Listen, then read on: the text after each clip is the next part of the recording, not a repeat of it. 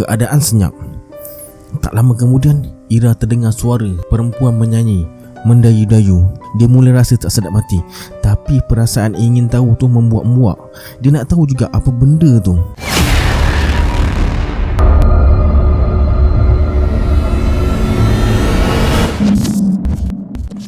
Assalamualaikum sahabat semua, kembali lagi bersama saya Syarul.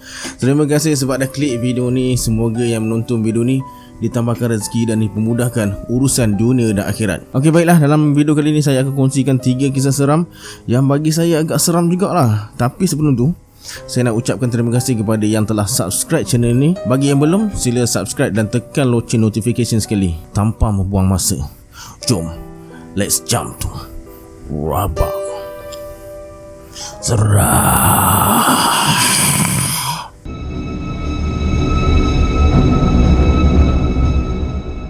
Kisah pertama ni dikirim oleh Ali. Bukan nama sebenar tau. Dia seorang pengurus jenazah yang diganggu sampailah ke rumah. Nak tahu cerita dia macam mana? Jom. Hati Ali tiba-tiba runsing.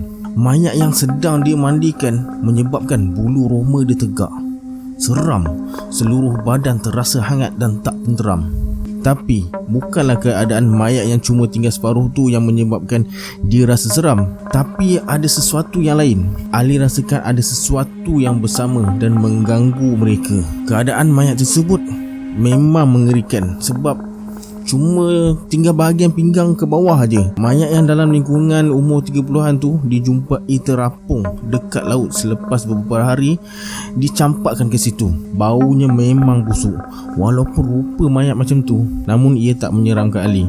Dah bermacam-macam mayat yang pernah dia uruskan yang lebih dahsyat dan lebih ngeri daripada itu pun ada. Tapi mayat yang ni lain macam sikit. Masa mandikan jenazah tu, bulu roma dia terus meremang. Tapi Ali uruskan juga sambil baca ayat-ayat suci Al-Quran, khususnya ayat kursi. Berdasarkan pengalaman dia yang lepas-lepas, kalau perasaan macam tu yang dia alami, maknanya jenazah yang diuruskan tu bukanlah dari kalangan mereka yang dicintai Allah. Bila dah selesai menguruskan, mereka hantar jenazah tersebut ke kawasan perkuburan. Sebaik sampai dekat sana, Ali pesan dekat penggali kubur supaya jangan kebumikan dulu jenazah ni. Tunggu sampai dia datang sebab dia nak kena hantar pengurus jenazah wanita ke tempat lain dulu.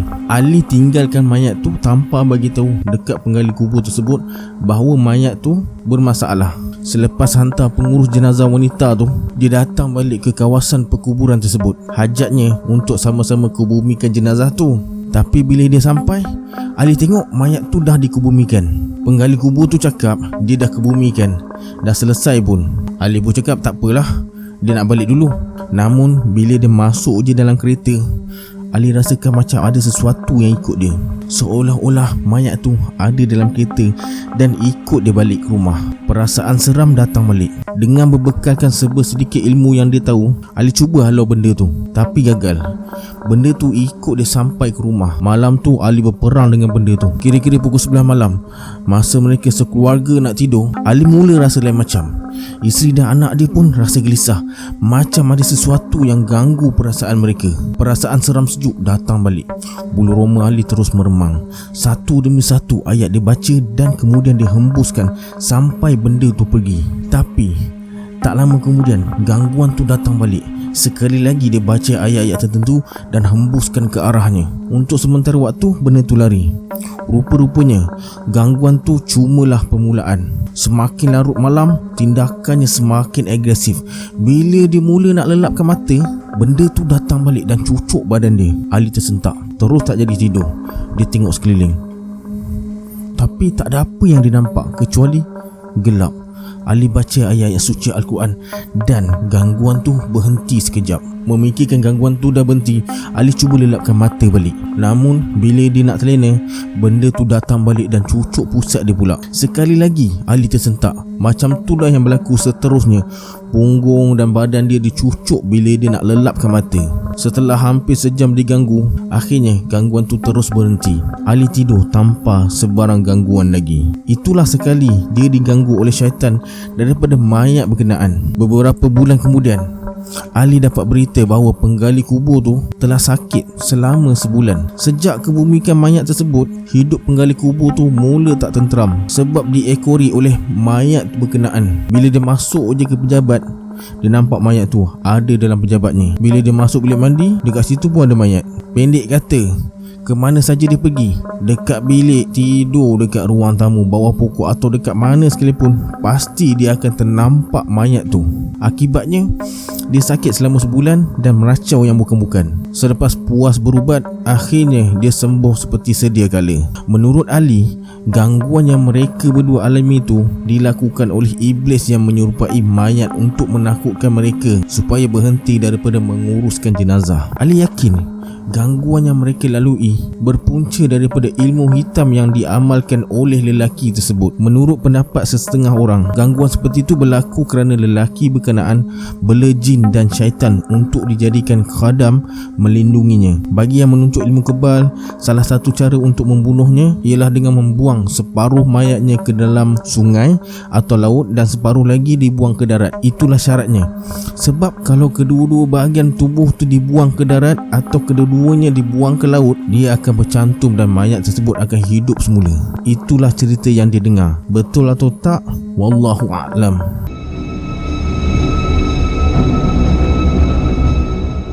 Kisah kedua ni diceritakan oleh Ira.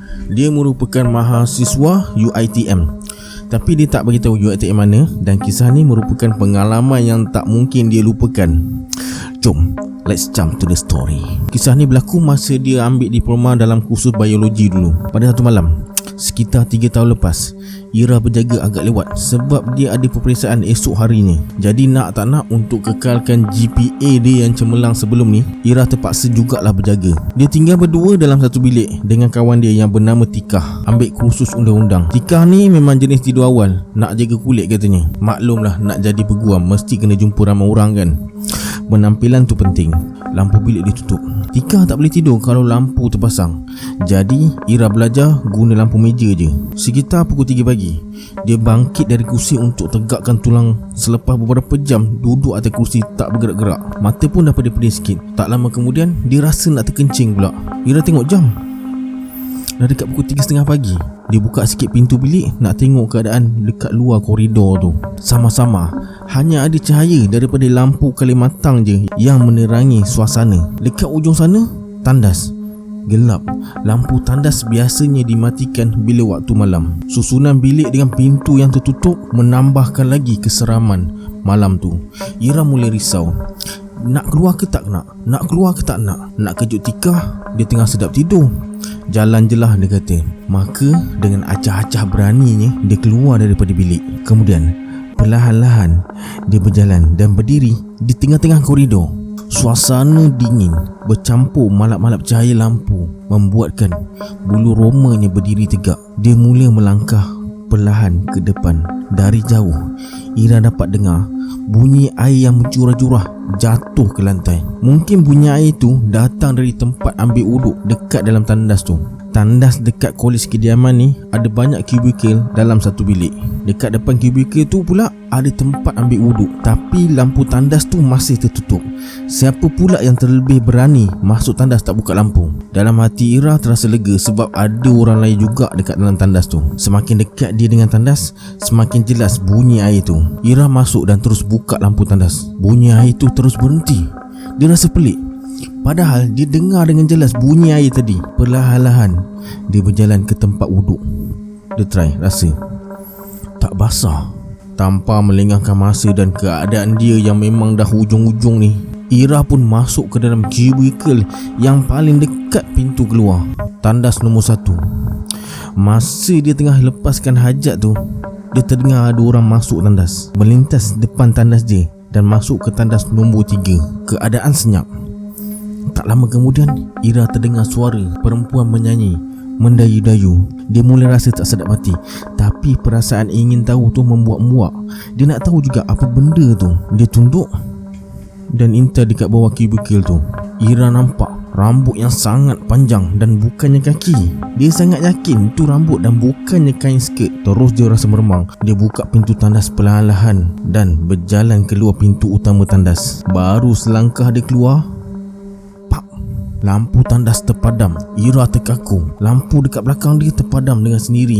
Dan yang paling menyeramkan adalah dia terdengar suara mendayu-dayu tu berkata dari arah tandas. Cepatnya kau kencing. Tak nak aku temankan ke? Ira terus lari keluar dari tandas menuju ke bilik tidur. Dia baring dan terus berselubung satu badan. Segala jenis doa dia baca sampailah tertidur. Keesokan harinya, dia ceritakan apa yang terjadi malam tadi dekat Tika. Tika cakap tandas tu memang tak boleh buka lampu waktu malam. Kalau buka mesti terpadam sendiri. Ira ni pula ingat dia orang yang padam lampu tu selama ni.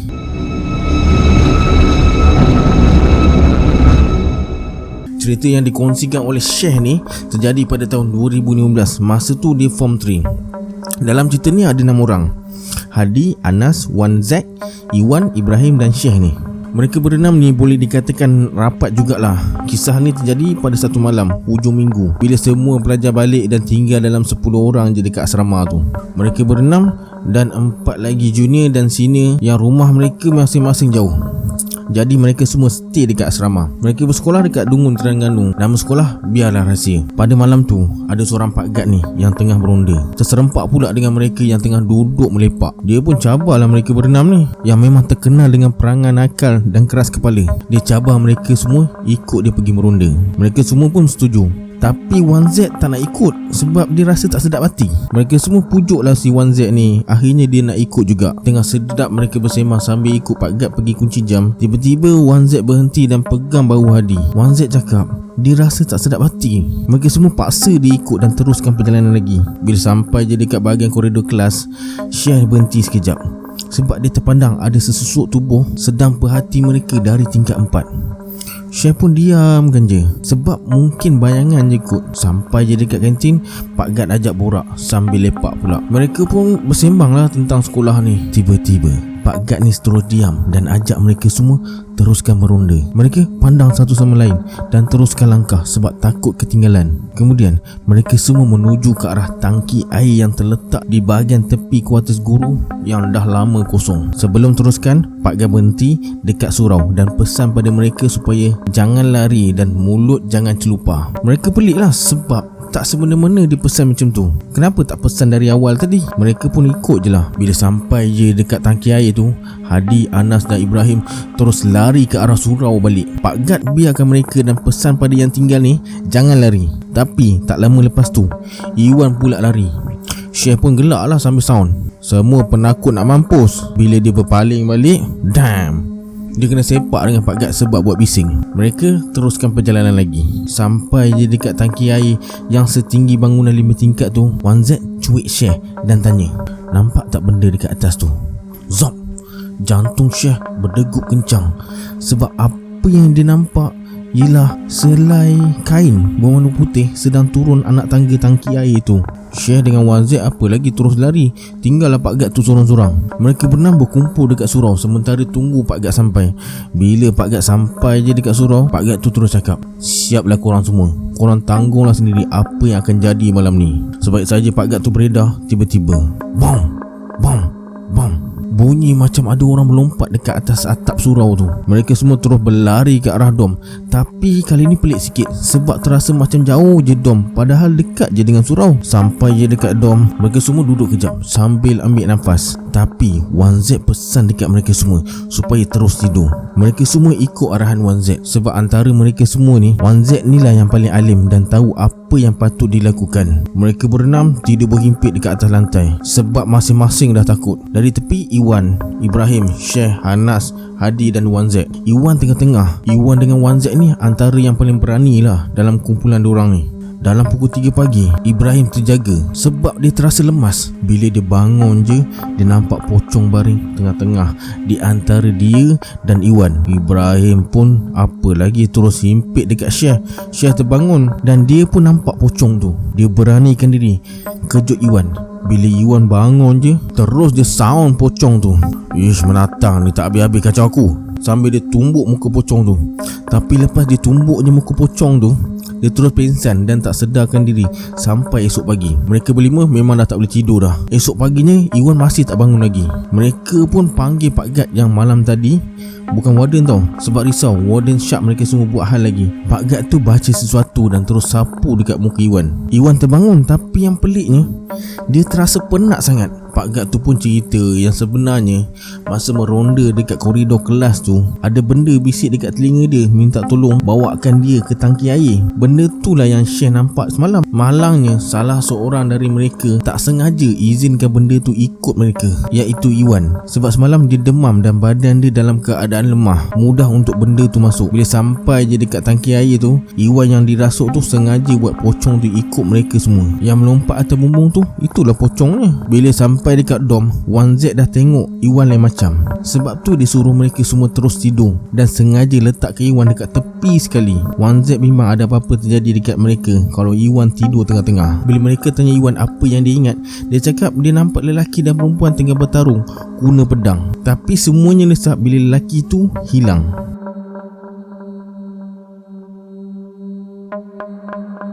So, macam mana dengan cerita kali ni? Seram tak? Sila komen di bawah. Bagi sesiapa yang nak hantar cerita seram, boleh DM di Instagram saya. Jangan lupa like, komen dan subscribe channel ni. Kita jumpa lagi di video akan datang. Saya Syarul. Assalamualaikum. Adios.